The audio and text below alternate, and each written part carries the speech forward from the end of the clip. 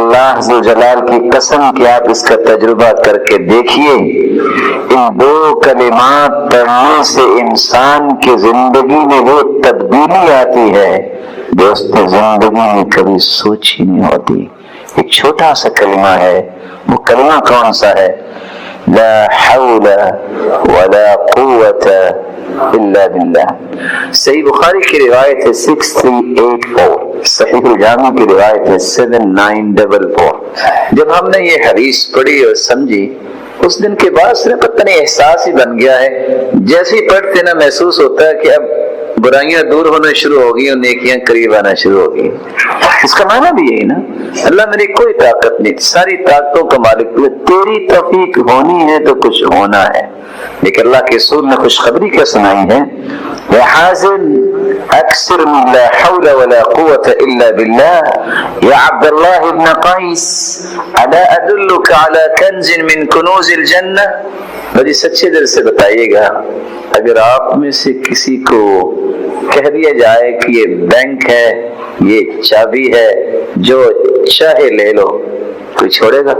بولے نہیں، ایسے ملنے والے نہیں ہیں، کوئی چھوڑے گا؟ اور حدیث کیا کہہ رہی؟ جنت کے خزانوں میں سے اگر کسی کو خزانہ چاہیے تو وہ کیا ہے؟ لا حول ولا قوت الا باللہ۔ اور کیا چاہیے؟ اللہ اس خزانے کو حاصل کرنے کی توفیق عطا فرمائے۔ رسول اللہ صلی اللہ علیہ وسلم نے اس چھوٹے سے ذکر کے ساتھ ایک اور ذکر کا بھی تذکرہ کیا، اور وہ ذکر کون سا ہے جس کو آپ کثرت سے پڑھیں، اور یہ میری اور آپ کی زندگی کا وہ ذکر ہے جس کی تمنا اور تڑپ 1400 سال سے لوگ کرتے آئے اور ہمیں بھی کرنی چاہیے اور اولادوں کو بھی کروانی چاہیے۔ لا الہ الا اللہ۔ یہ وہ لا الہ الا اللہ ہے جس کے لیے اللہ نے کائنات کو بنایا۔ یہ وہ کلمہ ہے من کان آخر کلامہ لا الہ الا اللہ دخل الجنہ۔ اس کی زندگی کی آخری سانس جاری ہوں اور ختم ہو رہے ہوں، اور اس کی زبان پہ کلمہ جاری ہو گیا، ادھر کلمہ جاری ہوگا، ادھر یہ جنتی مہمان بن جائے گا۔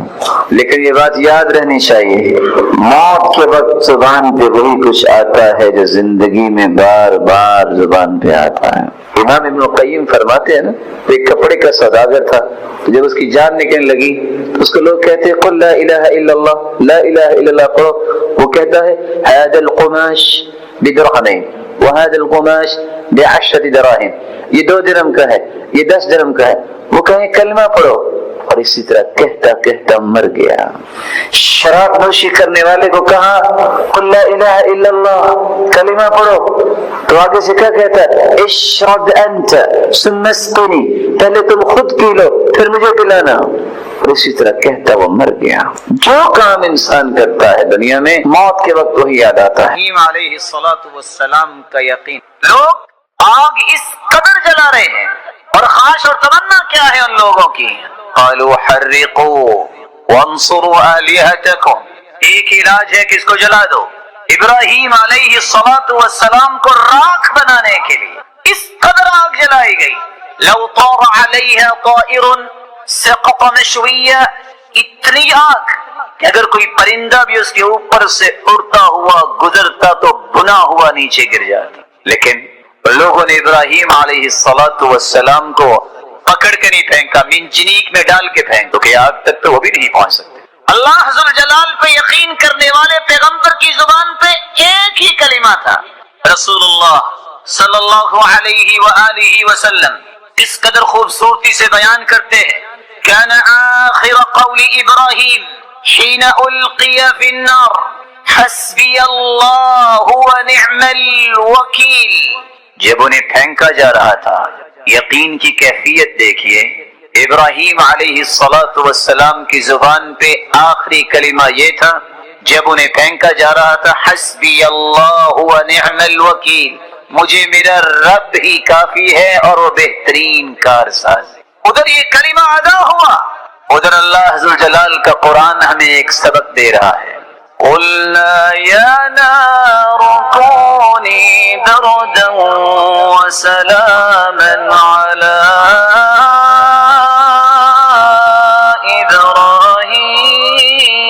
ابراہیم اللہ تعالیٰ نے حکم دیا آگ کو، آگ تو اللہ کی مخلوق ہے، میرے بندے کو جلانا نہیں ہے۔ ہاتھ بھی بندھے ہوئے ہیں، پاؤں بھی بندھے ہوئے ہیں۔ ابراہیم علیہ السلام کا باپ بھی دیکھ رہا ہے، جو ہی ان کو پھینکا وہ بیٹھ گئے، آگ ختم ہو گئی سوائے ان رسیوں کے جو بندھی ہوئی تھی۔ جب وہ رسیاں بھی جل گئیں مسکرانے لگ گئے۔ باپ دیکھ کے کہتا ہے نعم الرب ربک یا ابراہیم، ابراہیم تیرا رب تو بہت بڑا نکلا، تجھے کچھ ہونے ہی نہیں دی۔ ابراہیم علیہ السلام کا یقین تھا میرا رب مجھے کافی اور بہترین کارساز ہے۔ یہ آگ، یہ شعلے، یہ کوئلے کیسے ختم ہوں گے؟ یہ میری تکلیف اور میری ٹینشن نہیں، میرا رب کرے گا۔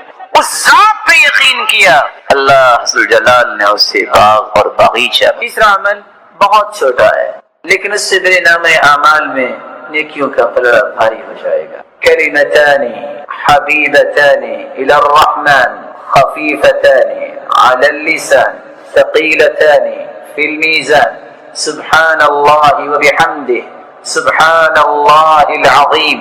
دو کلمات اللہ کو بہت پیارے ہیں، زبان پہ بہت ہلکے ہیں اور قیامت کے دن نام اعمال میں بہت وزنی ہوں گے۔ کون سے کلمات ہیں؟ سبحان اللہ وبحمدہ سبحان اللہ العظیم، کثرت سے پڑھا کر۔ اللہ کے رسول نے فرما دیا صحیح بخاری کے، اللہ کا ذکر یہ انسان کے نام اعمال کو نیکیوں سے بھر دے گا اور دنیا میں بھی سکون ملے گا۔ الذین آمنوا وتطمئن قلوبهم بذکر اللہ الا بذکر اللہ تطمئن القلوب۔ اللہ نے اگر انسان کے دل میں سکون رکھا ہے تو وہ اللہ کے ذکر سے سبحان اللہ وبحمدہ سبحان اللہ العظیم اگر لمبا ہے آپ اس کو چھوٹا کر سکتے ہو۔ دوسری روایت کے الفاظ یہ بھی ہیں من قال سبحان اللہ وبحمدہ 100 مرہ حقت عنہ خطایا وان كانت مثل زبد البحر، جو شخص 100 مرتبہ یہ کہہ دے سبحان اللہ وبحمدہ، بس 100 مرتبہ کہہ دے، اللہ ذوالجلال سمندر کی جھاگ گناہ ہوں تو اللہ انہیں معاف کر۔ یا ایھا الانسان ما غرک بربک الکریم۔ ان کلمات کو تلاش کرو جو کلمات اللہ کے رسول نے سکھائے ہیں، جن کو اسم اعظم کہتے ہیں۔ اسم اعظم کے ساتھ کی گئی دعا رد نہیں ہوتی۔ وہ کون سے کلمات ہیں اسم اعظم کی؟ اللہم انی اسألک بأنی اشہدک انک لا الہ الا انت الاحد الصمد الذي لم يلد ولم يولد ولم يكن له كفوا احد، یہ بھی اسم اعظم۔ دوسرا اسم اعظم اللهم لا اله الا انت المنان بديع السماوات والارض يا ذا الجلال والاكرام، یہ بھی اسم اعظم۔ پہلی ابو داؤد کی روایت اور یہ جامع ترمذی کی۔ اور تیسرا اسم اعظم اللهم اني اسالك بان لك الحمد لا اله الا انت وحدك لا شريك لك المنان بديع السماوات والارض ذو الجلال والاكرام، یہ بھی اسم اعظم۔ سنن ابن ماجہ کی روایت۔ اور سب سے آسان اگر یاد نہیں ہو رہا وَإِلَٰهُكُمْ إِلَٰهٌ وَاحِدٌ لَا إِلَٰهَ إِلَّا هُوَ الرَّحْمَٰنُ الرَّحِيمُ، یہ بھی اسم اعظم۔ اگر آپ کو یہ بھی مشکل لگتا ہے الف لام میم اللہ لا الہ الا هو الحی القیوم، ان پانچوں اسم اعظم میں سے کوئی کلمہ ضرور اختیار کریں۔ اس کے بعد پھر رسول اللہ صلی اللہ علیہ وسلم پہ درود بھیجیں اور درود بھیجنے کے بعد سب سے پہلے اپنے لیے دعا کریں۔ دعا کرتے وقت ایک بات کو 3 مرتبہ ضرور کہیں۔ آپ صلی اللہ علیہ وسلم کا طریقہ تھا كان اذا دعا دعا ثلاثا واذا تكلم تكلم ثلاثا، جب بھی آپ دعا کرتے تو 3 مرتبہ دعا کرتے اور دعا میں زور پیدا کریں۔ یہ نہ کہیں اللہ اگر تو چاہتا ہے تو دے دے، نہیں، انه لا مستكره، اللہ کے فیصلوں کو روکنے والا ہے۔ یہ کہو کہ اللہ مجھے دے، کثرت سے یہ بات کہیں۔ آپ اپنے رب سے مانگ رہے ہیں،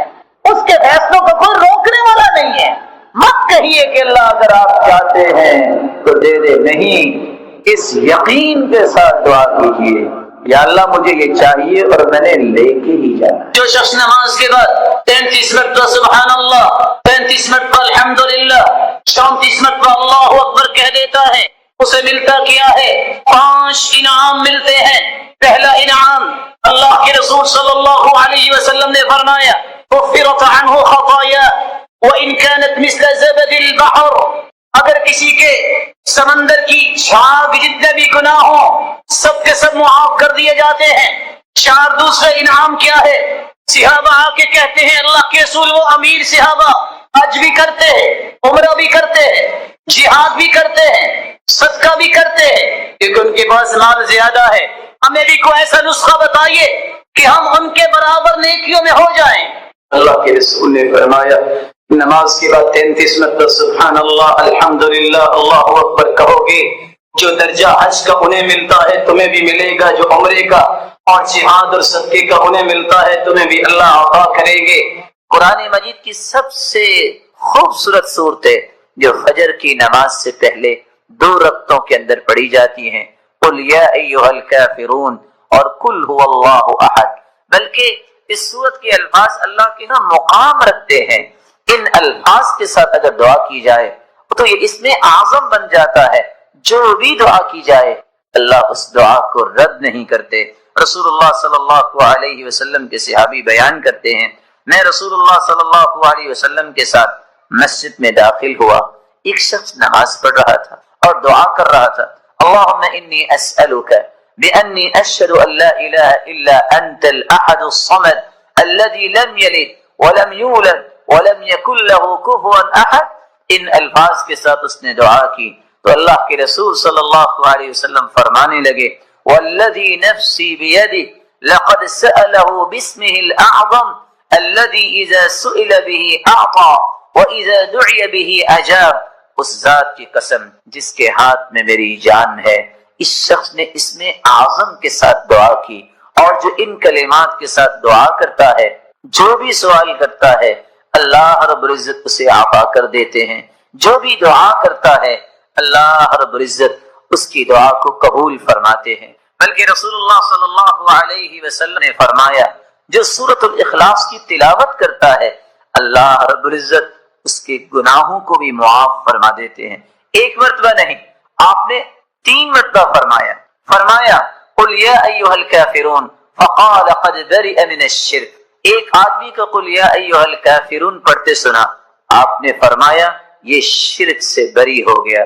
دوسرے شخص کو سنا وہ قل ھو اللہ احد پڑھ رہا تھا، فقال غفر له، اللہ رب العزت نے اس کے گناہوں کو معاف کر دیا ہے۔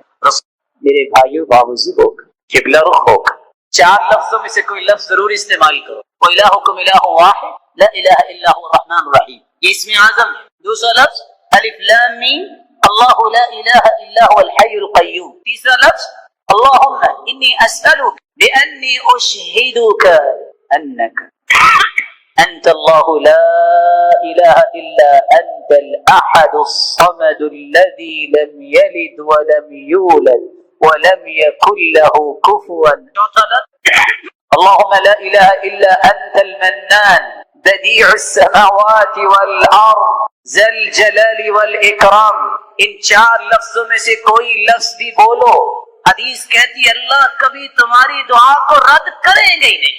اس میں اعظم ہے یہ اذا دعی فاجاب واذا سئل فاعطى، جو مانگو گے عطا ہوگا، جو دعا کرو گے قبول ہوگی۔ پھر اس کے بعد درود پڑھیے، درود پڑھنے کے بعد یقین کر کے دعا کیجیے۔ کیسا یقین؟ ادعوا اللہ وانتم موقنون بالاجابہ، یقین ہوگا، یہ ناممکن میرے نزدیک ہے۔ ساری امیدوں کی ڈورے ڈاکٹر نے توڑ دی، کچھ نہیں ہوگا، لیکن یہ مخلوق ہے، میں بھی نہ اور محترم ڈاکٹر صاحب بھی، ایسا اس کا ہونا اللہ مجھے یہ چاہیے۔ فلیعزم المسئلہ، چمٹ کے دعا کیجیے یقین کے ساتھ کہ وہ ضرور سنے گا۔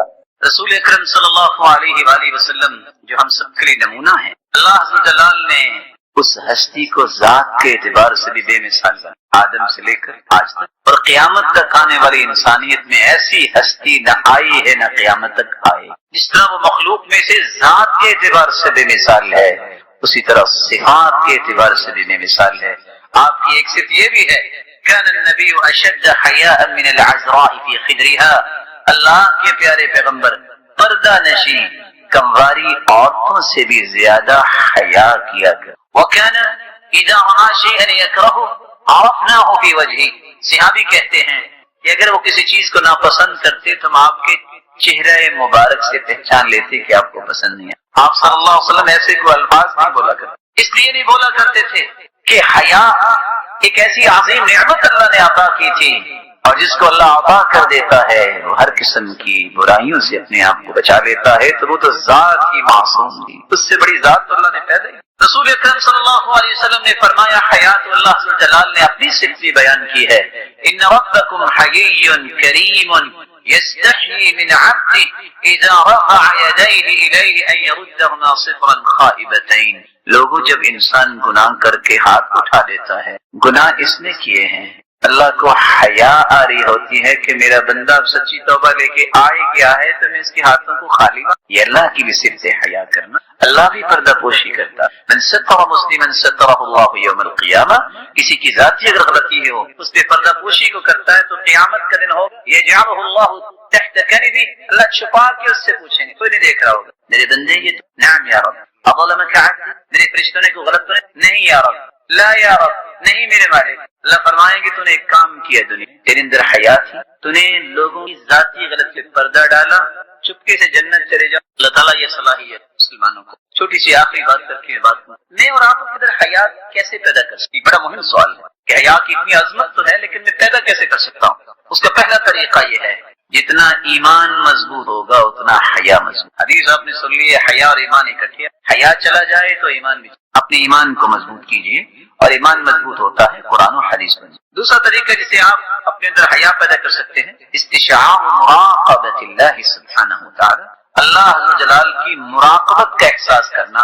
میں جہاں بھی چلا جاؤں گا میرا رب، میں جہاں بھی چلا جاؤں میرا رب تو دیکھ رہا. اللہ عز و جلال کی یہ مراقبت کا احساس جب انسان کو، تو پھر انسان اپنے اندر حیا پیدا کر. قرآن مجید کے اندر اللہ عز و جلال نے العلیم 130 مرتبہ اس کلمے کو وارد کیا. العلیم کا مطلب یہ اللہ کی صفت ہے، وہ جانتا. اللہ عز و جلال نے 130 مرتبہ اس کا تذکرہ کیا. اللہ کے نام پڑھنے چاہیے، یاد کرنے چاہیے، ان کے معنی پڑھنے چاہیے. اور اللہ عز و جلال البصیر، اللہ دیکھ رہا ہے، دیکھنے والا ہے. 31 مرتبہ قرآن مجید میں اللہ تعالیٰ نے اس آیت کو وارد کیا. میں ساری دنیا سے بھی چھپ جاؤں لیکن اس سے نہیں چھپ. اس سے انسان کے اندر حیا پیدا ہوگی. اور ویسے بھی حدیث میں آتا ہے جو 99 نام یاد کر لیتا ہے اللہ تعالیٰ اس کے بدلے اسے جنت.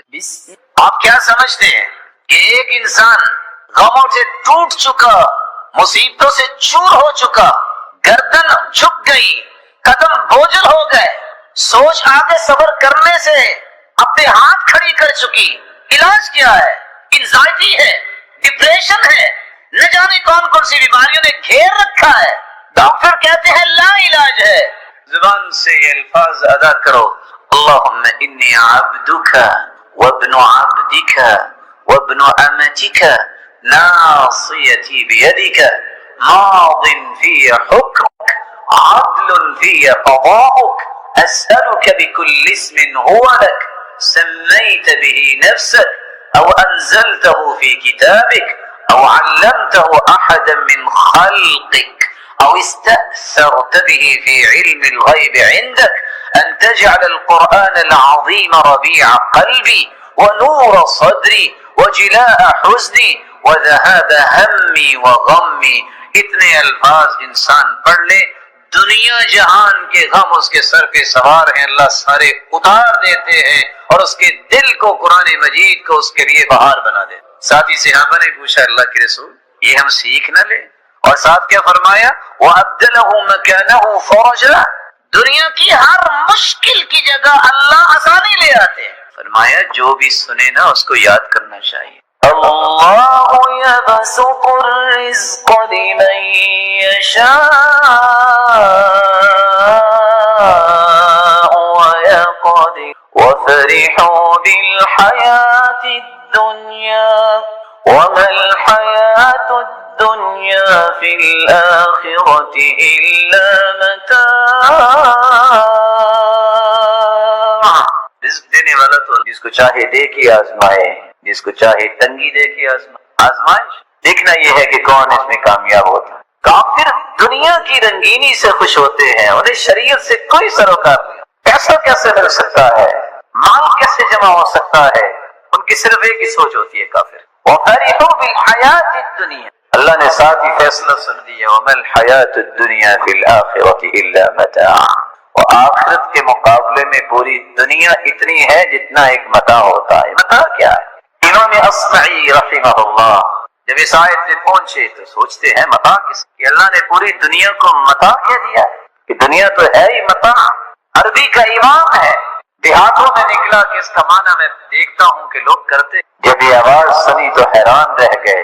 ایک ماں بیٹی سے کہہ رہی تھی، یا بنتی ہات المتاع، ایسا پھٹا پرانا کپڑا جس کو استعمال کیا جاتا ہے کسی چیز کی صفائی کے لیے، عام زبان میں جس کو ٹاکیاں بول دیا جاتا ہے، پوری دنیا کی قیمت کو اللہ نے اس پھٹے پرانے کپڑے سے تعبیر کی۔ آخرت کے مقابلے میں اس کی کوئی حیثیت، بلکہ رسول اللہ صلی اللہ علیہ، اگر اللہ عز و جلال کہ ہاں دنیا کی ایک مچھر کے پر جتنی بھی قیمت ہوتی تو اللہ کسی کافر کو پانی کا گھونٹ نہ پلاتا۔ کافر مسلمان کو بھی دے رہا ہے، بلکہ کافر دنیا میں انجوائے کرتے ہیں، وقتی انجوائے کرتے ہیں، مال ان کے پاس زیادہ ہوتا ہے۔ مومن کے لیے چونکہ آخرت میں ہے اس لیے اسے دنیا میں کچھ صبر کرنا پڑتا ہے۔ تو کافر کی خوشی مال و متاع کو جمع کرنے میں ہوتی ہے، ہدایت، شریعت، اللہ کی کتاب، اس کے رسول کی محبت، اور اسی طرح جنت کے نظارے، یہ ان کی خوشی نہیں ہوتی اور نہ ہی انہیں نصیب ہی ہو۔ کافر ایک دوسری چیز پر بھی خوش ہوتا ہے، فَلَمَّا جَاءَتْهُمْ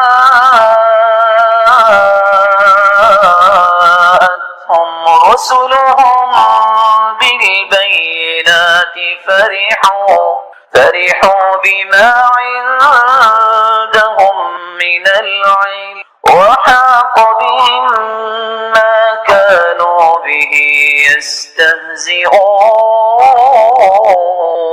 جب ان کے پاس اللہ کے پیغمبر اللہ کی طرف سے بینات اور واضح دلائل لے کے آئے، انہوں نے اس شریعت کو، اس وحی کو ٹکرا دیا۔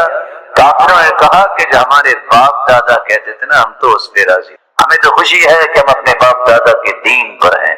فرحوا بما عندهم من العلم، اور اس لیے اللہ جلال نے دوسری جگہ دو حقیقتوں کو بیان کیا ہے۔ خوش تو قارون بھی بڑا ہوا تھا، ان قارون كان من قوم موسى فبغى عليهم وآتيناه من الكنوز ما إن مفاتحه لتنوء بالعصبة أولي القوة إذ قال له قومه لا تفرح إن الله لا يحب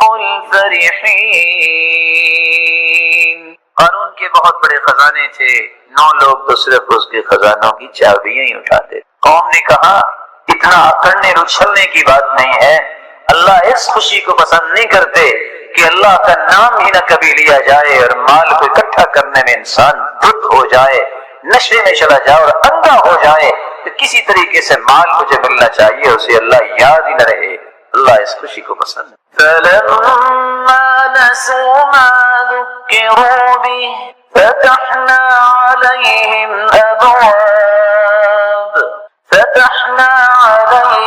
أَبْوَابَ كُلِّ شَيْءٍ حَتَّى إِذَا فرحوا، جب نصیحت کی گئی تو انہوں نے اس نصیحت کو بلا دیا تو اللہ نے سزا کیسی دی، دروازے کھول دیے ان کے۔ جب انہیں نعمتیں ملی، نعمتوں پہ اچھلنے لگے، لو اللہ کی پسند ہے تو ہمیں نعمتیں ملی ہیں۔ حتی اذا فرحوا بما اوتوا اخذناهم بغتة فإذا هم مبلسون فقطع دابر القوم الذين ظلموا والحمد لله رب العالمين۔ ایک شخص آ کے کہتا ہے یا رسول اللہ صلی اللہ علیہ، میں ایک مسئلہ لے کر آیا ہوں آپ کے پاس، اس مسئلے نے قد ارهقتنی واسقمتنی، اس نے مجھے توڑ کے رکھ دیا ہے، میں بیمار ہو گیا ہوں اس مسئلے، مجھے اس کا حل غم دیکھیے۔ رسول اکرم صلی اللہ علیہ وسلم نے یہ کون سی بات جس نے تمہیں توڑ کے رکھ دیا ہے، تھکا دیا ہے، بیمار کر دیا ہے؟ احزنتنی، اس شخص نے کہا کہ مجھے غمزدہ کر دیا۔ کس چیز نے غمزدہ کیا ہے؟ اللہ کے رسول اس چیز نے غمزدہ کیا ہے کہ میں جہنم سے کیسے بچ سکتا ہوں اور جنت میں کیسے۔ یہ ہے غم، یہ ہے اصل فکر کی بات، یہ ہے اصل سوچنے کی بات، جس کو قرآن مجید نے کچھ یوں بیان کیا ہے، فَمَن زُحْزِحَ عَنِ النَّارِ وَأُدْخِلَ الْجَنَّةَ فَقَدْ فَازَ وَمَا الْحَيَاةُ الدُّنْيَا إِلَّا مَتَاعُ الْغُرُورِ۔ اس کو اللہ نے جنت میں داخل کر دی، اصل کامیابی ہے۔ دنیا تو دھوکے کا سامان ہے، میں اور آپ اگر اپنے آپ کو دھوکہ دیتے رہیں گے کہ دنیا کوئی دیکھے آخرت کی کیا ضرورت ہے، یہ دھوکہ ہم اپنے آپ کو دیں، اسی کا کوئی نقصان۔ آج چاروں طرف ایک ہی آواز ہے کہ مجھے خوشی ملنی چاہیے۔ صحابہ کرام کی زندگی کا درہ امتیاز تھا کہ میں کس کس کو خوشی دے سکتا ہوں۔ رسول اللہ صلی اللہ علیہ وسلم کے پاس ایک آدمی آتا ہے اور آ کے سوال کرتا ہے، ای الناس احب الی اللہ، اللہ کے پیارے پیغمبر ایک سوال کرنا چاہتا ہوں۔ ہر شخص دنیا میں کوئی کسی کا پیارا بننا چاہتا ہے، میرا سوال یہ ہے کہ اللہ ذوالجلال کے ہاں سب سے محبوب ترین انسان کون ہے؟ ابھی اس سوال کا جواب نہیں آیا، اس نے ایک دوسرا سوال کر، وَأَيُّ الْأَعْمَالِ أَحَبُّ إِلَى اللَّهِ، اللہ کے رسول صلی اللہ علیہ وسلم، لوگ ایسے کام کرتے ہیں جو اچھے کام ہو، جن کو اللہ نے نیک طینت بنائی ہو۔ میرا سوال یہ ہے کہ سب سے محبوب ترین عمل کون سا ہے اللہ کے نزدیک؟ آپ صلی اللہ علیہ وآلہ وسلم نے یہ دونوں سوال سنے، اور ان دونوں سوالات کو سننے کے بعد پھر آپ نے جو جواب دیا، کیا کمال کا جواب ہے، جو میرے اور آپ کے لیے سوچنے اور فکر کرنے کی بات اس میں موجود ہے۔ احب الناس الی اللہ انفعهم، اگر تمہارا جی چاہتا ہے کہ قیامت کے دن ان لوگوں کی صف میں کھڑے ہو جاؤ جو اللہ ذوالجلال کے ہاں محبوب ترین لوگ ہیں، اس کے لیے کام کرنا ہوگا۔ انفعهم للناس، وہ لوگ اس صف میں کھڑے ہوں گے جو لوگوں کو سب سے زیادہ نفع پہنچانے والے، زبان سے نفع، اپنے مال سے نفع، اپنی عقل و فراست سے نفع، علم و دانش سے نفع، کس طرح لوگوں کو نفع مل سکتا ہے اس کی ایک ہی فکر ہوتی ہے، اور یہاں فکر ہوتی ہے کس طرح مجھے نفع مل سکتا ہے۔ دونوں میں فرق ہے۔ رسول اللہ صلی اللہ علیہ وآلہ وسلم نے تو تاجروں کو بھی یہ کہہ دیا تھا، التاجر المسلم الصدوق، ہو تاجر، ہو مسلمان، ہو سچ بولنے والا، الامین، ہو امانت دار۔ قیامت کے دن ہوگا اللہ ذوالجلال اسے انبیاء کے ساتھ کھڑے، اس لیے فرمایا زن وارجح، اگر تم وزن کر کے کچھ چیز دینا چاہتے ہو برابر نہ دینا بلکہ زیادہ دینا۔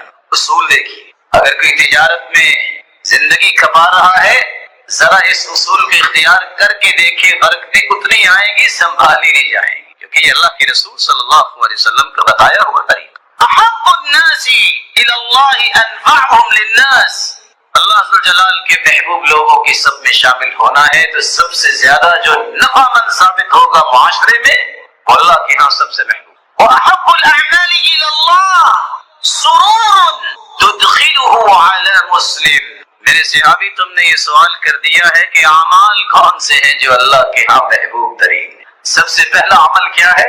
سب سے محبوب ترین عمل یہ ہے کہ تم خوشیاں بانٹنے والے بن جاؤ۔ انسان کی زبان سے نکلے کلمات جو ہے اللہ اس کی قدر کرتے ہیں، اور نکلے ہوئے کلمات میں سزائیں بھی ملتی ہیں۔ رسول اکرم صلی اللہ علیہ وآلہ وسلم صحابہ کرام کو یہ بات سکھائی تھی۔ ایک صحابی کی استفسار پہ آپ نے کہا کہ درود زیادہ پڑھا کرو، حدیث لمبی ہے، صحابی نے یہ گزارش کی اگر میں درود ہی پڑھتا رہوں مجھے مانگنے کا کچھ وقت ہی نہ ملے تو پھر فرمایا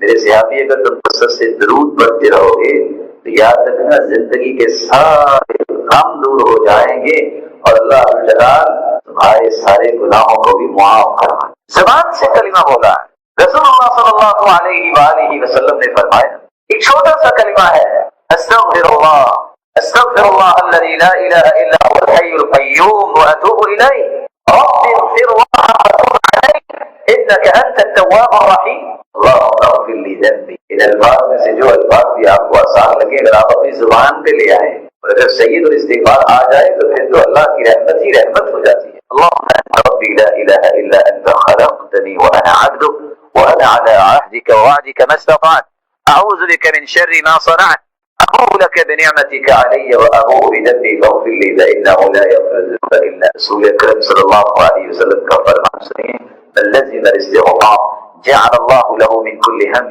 فرجا ومن كل ضيق مخرجا ورزقه من حيث لا يحتسب۔ جو کثرت سے استغفار کرتا ہے اللہ ذو جلال اس کی مصیبتوں کو خوشیوں میں تبدیل، اس کی ترقی کو آسانی، اور اللہ ذو جلال اسے وہاں سے عطا کرتے ہیں جہاں سے اس نے کبھی گمان کی۔ اور اگر سید الاستغفار صبح کو پڑھ لے موقنا بہا، یقین کرتے ہوئے، تو رسول کائنات کی یہ خوشخبری ہے اگر وہ مغرب سے پہلے فوت ہو جاتا ہے دخل الجنہ، یہ شخص جنت میں جائے۔ اگر مغرب کے شام کو پڑھ لیتا ہے سمعت قبل ان یصبح، صبح سے پہلے فوت ہو جاتا ہے تو یہ شخص جنتی ہے۔ جس شخص کا عقیدہ درست ہے، فرائض کی پابندی کرتا ہے، اس کلمے کو تو اس نے اختیار کر لیا، لیکن اللہ تعالیٰ نے 24 گھنٹے کی خوشخبری اپنے پیغمبر کی زبان سے نکلے کلمات کی وجہ سے زندگی میں روشنی آتی ہے یا تاریکی آتی ہے۔ اچھے کلمات انسان بولتا ہے زندگی اور رونق بن جاتی ہے۔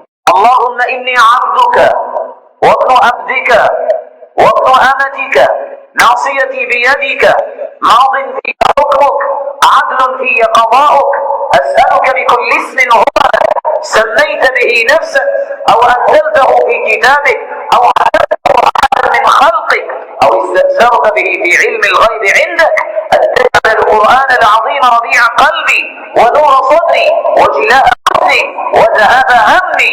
سید المرسلین کا فرمان ہے جو جتنے الفاظ زبان پہ لے آئے زندگی کا کوئی بھی غم ہو اللہ جلال اس غم کی جگہ پہ خوشی کو لے آتے، الا ابدلہ اللہ مکانہ فرحا، اللہ اس غم کو دور کر کے اتنی خوشی عطا کر دیتے ہیں۔ صحابی نے فٹ سوال کیا اللہ کی اس کا مطلب ہے یہ تو ہمیں سیکھنا چاہیے، فرمایا ينبغي لمن سمعها ان يتعلمها، ہاں جس نے کبھی یہ بات سن لی اس کو ضرور سیکھے اور یاد کرے تاکہ غموں کو اپنی زندگیوں سے دور کرے۔ رسول اللہ صلی اللہ علیہ وسلم نے فرمایا من اصابه غم او هم او سقم او شدہ، کسی کی زندگی غموں میں، فکروں میں یا کسی سختی میں چلی گئی، بیماریوں میں گر گئی، آپ کتنی زبان سے نکلنے والے الفاظ کی جب اللہ کی رضا کے لیے کہے جائے اور اتنا کہہ دے اللہ ربی لا شریک لہ، اتنے الفاظ وہ کہہ دے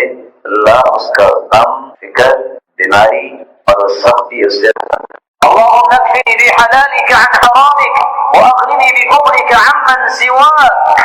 سیدنا علی رضی اللہ تعالی عنہ کرتے ہیں ایک شخص قرض سے بہت پریشان، تو آپ صلی اللہ علیہ وسلم نے فرمایا لو كان عليك مثل جبل صغير دينا اذهبه الله عنك، اگر صغیر پہاڑ جتنا بھی تجھ پہ قرض ہے یہ کلمات اپنی زبان پہ لے آؤ اللہ اس قرض کو دور۔ عبادت کا انسانی زندگی پہ اثر ہے، یہ صرف آخرت کے لیے نہیں ہم کرتے۔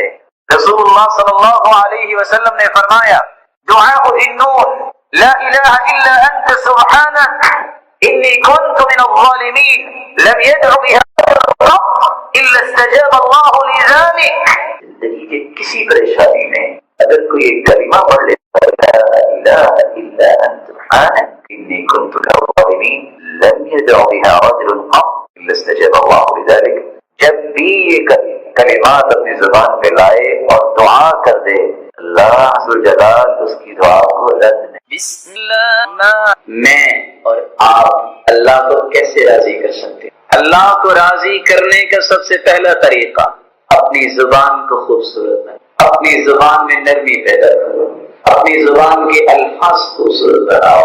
یہ زبان تو ایک دکان کا تالا ہے، جب یہ کھلتا ہے تو پتہ تب لگتا ہے کہ اس دکان میں سونا تھا کہ کوئلہ ہے۔ اس لیے رسول اللہ صلی اللہ علیہ وسلم نے فرمایا بندہ مومن بسا اوقات صرف ایک کلمہ بولتا ہے، لمبی چوڑی بات نہیں، ایک کلمہ اللہ کی رضا کا بولتا ہے، اللہ اتنے درجات بلند کر دیتے ہیں کہ انسان کا تصور وہاں پہنچ نہیں سکتا۔ زبان اچھی بناؤ، زبان نرم بناؤ، زبان میٹھی بناؤ، جس کی زبان میں نرمی آ جائے اللہ دلوں میں، لوگوں کے دلوں میں اس کی محبت خود ڈال دیتے ہیں۔ اللہ کے رسول نے فرمایا جنت میں اللہ کرسٹل کے گھر بنائیں گے، گھر میں بیٹھا ہے پورے جنت کو گھر میں بیٹھے دیکھ رہا ہے۔ اللہ کے پیارے پیغمبر یہ تو بتائیے یہ کس کے لیے ہے؟ آپ نے 4 نشانیاں بیان کی، جو زبان میں نرمی پیدا کر لے، جو لوگوں کو سلام کہے، جو لوگوں کو اللہ کی رضا کے لیے کھانا کھلائے، اور لوگ سوئے ہوئے ہوں اور یہ تہجد پڑھنے والا ہو، یہ گھر اللہ نے ان کے لیے تیار کیے۔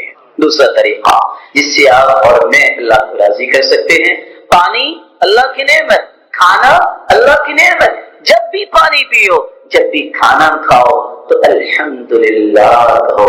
رسول اکرم صلی اللہ علیہ وسلم کا فرمان ہے جب بندہ مومن پانی پیتا ہے یا کھانا کھاتا ہے الحمدللہ کہتا ہے، اللہ اس سے راضی ہو جاتے ہیں۔ اور میں تو حیران ہوں ان احادیث کو پڑھ کے، آپ بھی حیران ہوں گے جب حدیث کی کتاب کھولتے ہیں چند حدیثیں ایسی سامنے آتی ہیں تو ورطہ حیرت میں چلے جاتی ہے، اتنی اللہ کی رحمت وسیع، اور بندے کا خیال ہی کو نہیں کو بدبختی رحمت سے مایوس ہوگا اور محروم ہوگا۔ تیسرا طریقہ جس سے آپ اللہ کو راضی کر سکتے ہیں، اصبر علی ما یقولون وسبح بحمد ربک قبل طلوع الشمس وقبل غروبها ومن آناء الليل فسبح وأطراف النهار لعلك ترضى۔